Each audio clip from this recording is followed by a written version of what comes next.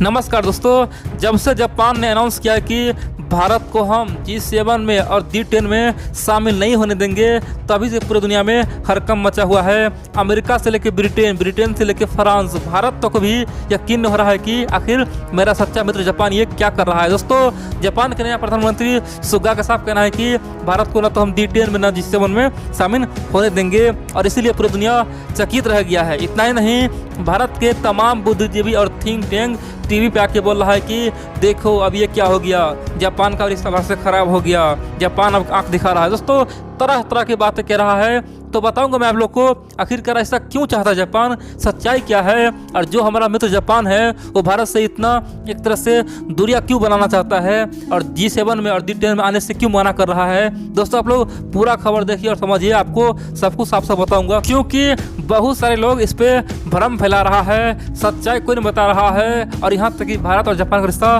तोड़ने का प्रयास कर रहा है। दोस्तों, इसीलिए आप लोग पूरा खबर देखिए।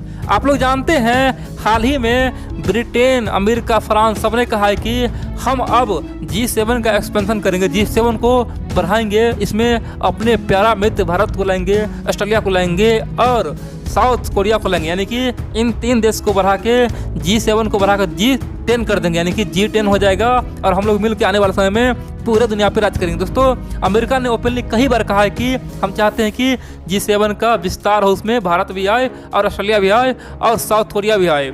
लेकिन बड़ी बात तो यह है कि उसी तर्ज पे हाल ही में ब्रिटेन के प्रधानमंत्री बोरिस जॉनसन ने यहाँ तक कहा था कि हम चाहते हैं कि G7 ग्रुप को साथ में भारत, ऑस्ट्रेलिया और साउथ कोरिया को मिला के एक ग्रुप बना जिसका नाम है D10, यानी कि डेमोक्रेसी 10।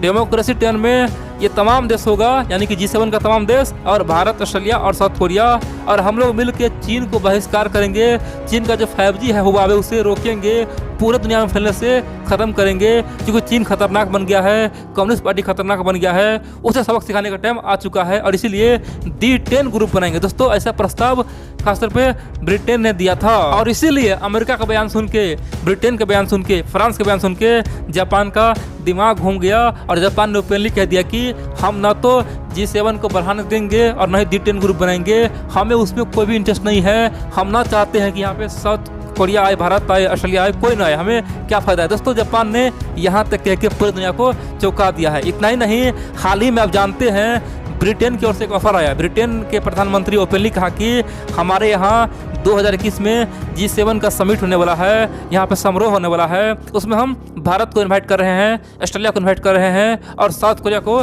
इनवाइट कर रहे हैं। ये देश आ सकता है, आराम से बैठ सकता है, हम लोगों के साथ मिलके आराम से कोई प्लानिंग कर सकता है। दोस्तों, ये बात ब्रिटेन के प्रधानमंत्री खुद बोला था, और साथ ही कहा था कि हमें अफसोस है कि हम भारत ना जा पाए, 26 जनवरी के दिन हम भारत ना पहुंच पाए, क्योंकि हमें यहाँ पे मजबूरी हो गया, हमारे देश में नया वेरिएंट का वायरस आ गया, और आज यूके में जगह जगह कोरोना वायरस फिर से फैल रहा है, इसीलिए मजबूरी हम ना जा पाए। दोस्तों, इतना कहा था। और दोस्तों, उसके तुरंत बाद जापान के तमाम डिप्लोमेट ने यूके को ओपनली बताया कि देखिए, G7 का मेजबानी आप कर रहे हैं, हमें पता है ब्रिटेन में होने वाला है, पता है, आपके मर्जी है, आप किसे बुला रहे हैं, कोई दिक्कत नहीं है, आप चाहे तो भारत को बुलाइए, साउथ कोरिया को बुलाइए, या फिर आप ऑस्ट्रेलिया को बुलाइए, कोई दिक्कत नहीं है, लेकिन ये जो G7 का विस्तार के बाद हो रहा है ना, उससे हम नाखुश है, ये नहीं होना चाहिए, हमें बिल्कुल इसमें इंटरेस्ट नहीं है, और हम ऐसा होने नहीं देंगे। आपको हम लोग से पूछ के ही करना होगा, आप अपने मन से G7 का एक्सपेंशन नहीं करवा सकते हैं। दोस्तों, ये बात जापान बोल के खासतौर पे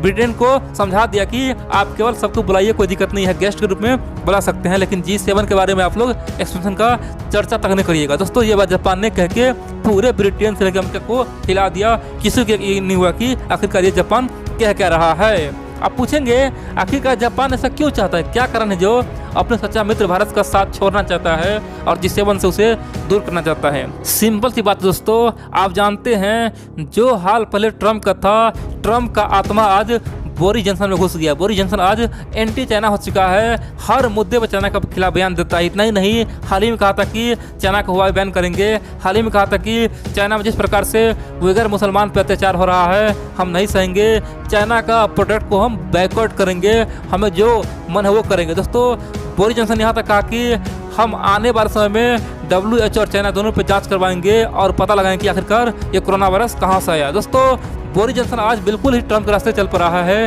दिन रात केवल चीन के लिए बयान दे रहा है। इतना ही नहीं, बोरिस जॉनसन का कहना है कि ये चीन कम्युनिज्म पूरे दुनिया के लिए खतरा है और इसीलिए हमें D10 बनाना होगा, डेमोक्रेसी 10 बनाना होगा।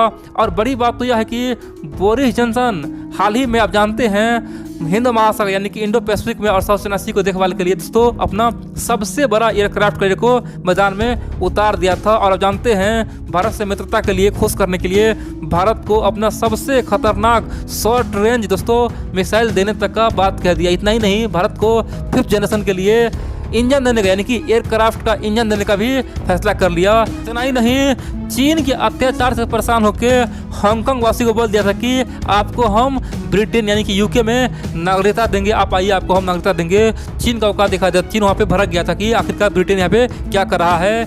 इतना ही नहीं दोस्तों, ब्रिटेन ने ओपनली कहा है कि आने वाले समय में हम भी क्वाड जैसे ग्रुप में शामिल हो सकते हैं, हमें भी भारत से दोस्ती करना है, हमें भी अमेरिका से मित्रता करना है, हम भी दुनिया में शांति स्थापित करना चाहते हैं, चीन को सबक सिखाना चाहते हैं। दोस्तों लगातार चीन के लिए एक सबक एक खतरनाक फैसला ले ही रहा है। और आप जानते हैं जापान को लग रहा है कि जिस प्रकार से आज बोरिस जॉनसन एक्शन ले रहा है, क्या पता G7 के मीटिंग के दौरान हो सकता है D10 का प्रस्ताव न रख दे, D10 ग्रुप बनाने का प्रस्ताव न रख दे। इतना ही नहीं, हो सकता है उसी समय G7 का एक्सपेंशन का प्रस्ताव न रख दे। और उस समय हम क्या करेंगे, इसीलिए जापान ने पहले ही ब्रिटेन को चेता दिया है, बोल दिया है कि आप उस मीटिंग के दौरान कोई भी चर्चा नहीं करिएगा, न तो D10 बनाने का और न ही G7 को एक्सपेंशन करने का। अब आप पूछेंगे आखिरकार जापान ऐसा क्यों कर रहा है, क्या कारण है। दोस्तों जापान को यहाँ पे भारत से कोई दिक्कत नहीं है, वो जानता है भारत में मित्र है। जापान को ऑस्ट्रेलिया से कोई दिक्कत नहीं है, ऑस्ट्रेलिया और भारत के लिए वो पूरा खुश है। लेकिन उससे दुखी है केवल साउथ कोरिया से। दोस्तों आप जानते हैं ना, साउथ कोरिया और जापान के बीच में हमेशा लफड़ा रहा है, खासतौर पे वर्ल्ड वार 2 के दौरान जिस प्रकार जापानी सैनिक ने कोरियन पेनिनसुला पर दोस्तों जिस प्रकार से अत्याचार किया था, कोरियन लोगों को मारा गया। दोस्तों कोरिया के लोग आज भी उसे याद करता है और हर एक 4-5 साल पे वहाँ पे कोरिया में जबरदस्त प्रदर्शन होता है। और बड़ी बात तो यह है कि सब जापान का सामान बाइकआउट करता है और बदले में जापान भी सेम करता है। कह सकते हैं कि ये 4-5 साल में दोस्तों रूटीन है, होता है और वहाँ पे बाइकआउट जापान का नारा लगता है। तो अब सिंपल सी बात है, जापान और कोरिया का रिश्ता खराब है और जापान चाहता है कि मेरा पड़ोसी कोरिया खासतौर पर ना D10 में जाए और ना ही G7 में जाए। अगर वो जहाँ जाता है तो हमारा प्रभाव खत्म हो जाएगा, कम हो जाएगा और यहाँ पे कोरिया का भी सम्मान मिलना शुरू हो जाएगा, सब कोरिया को इज्जत करेगा। इसीलिए दोस्तों जापान को केवल कोरिया से समस्या है, यहाँ पे भारत से कोई समस्या नहीं है और न ही ऑस्ट्रेलिया समस्या है। साथ ही वो कोरिया को किसी भी समय और किसी भी हालात में इन तमाम ग्रुप में जापान शामिल नहीं होने देगा। दोस्तों इसीलिए अभी से रणनीति बना रहा है और इसीलिए बोला है कि D10 का प्रस्ताव न रखिए और खासतौर पर G7 को न बढ़ाए। दोस्तों जिस दिन ब्रिटेन और अमेरिका बोल दिया कि हम केवल G7 को बढ़ा के केवल भारत को रखेंगे, तो यहाँ पर जापान कुछ नहीं बोलेगा। दोस्तों जापान को भारत से कोई दिक्कत है ही नहीं, वो जानता है कि भारत मजबूत होगा तो हम भी मजबूत होंगे, चीन के खिलाफ भारत को मजबूत होना ही पड़ेगा। दोस्तों ये बात जापान कई बार बोल चुका है। जापान ऑलरेडी दोस्तों जानते हैं भारत को हर मंच पे साथ दे चुका है, लेकिन समस्या क्या है, समस्या है साउथ कोरिया से। दोस्तों जिस प्रकार से हम लोगों को समस्या चीन से है, हम लोगों को समस्या यहाँ तक कि पाकिस्तान से है, उसी प्रकार जापान का समस्या साउथ कोरिया है। वो चाहता है कि साउथ कोरिया किसी भी क्षेत्र में आगे न बढ़े और इसीलिए खासतौर पर अमेरिका को, ब्रिटेन को, सबको भी से आगाह कर रहा है, बोला है कि D10 मत बुलाओ, G7 को मत बढ़ाओ। लेकिन जिस दिन अमेरिका साउथ कोरिया को इस ग्रुप से बाहर कर देगा तो ऑटोमेटिक दोस्तों जापान चुप हो जाएगा और यहाँ पे कुछ नहीं बोलेगा और भारत जाएगा तो बिंदास जापान खुश रहेगा।